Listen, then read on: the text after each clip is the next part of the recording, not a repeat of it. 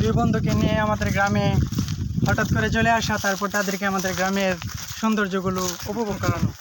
Hello guys, আপনারা দেখতে পাচ্ছেন আমরা আসছি বালুকা থেকে ত্রিশাল সাব্বির নিয়ে আসছে আমাদেরকে। তাদের গ্রামে এক ঐতিহ্যবাহী খাবারের আয়োজন আছে, যেখানে আছে সুস্বাদু বিরিয়ানি, পুরান ঢাকার বিরিয়ানি, যেটা খেলে আপনি একবার খেলে মনে হবে যে না ত্রিশালের তেজগাঁও মাঝখানে আরেকবার খাই।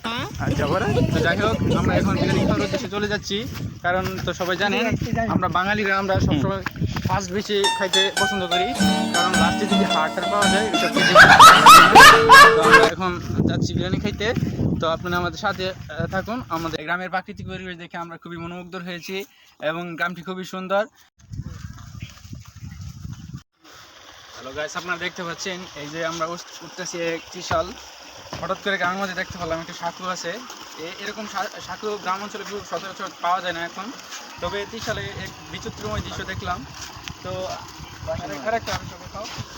তো ওই যে দেখতে পাচ্ছেন পাশে একটা সুন্দর গ্রামে মাছ ধরার একটা পদ্ধতি আছে, ছিপ জাল। এটা দিয়ে ঐতিহ্য গ্রামের ছোটো ছোটো মাছ ধরা হয় এবং শাখাগুলো খুবই মানে সুন্দরভাবে তৈরি করেছে তারা।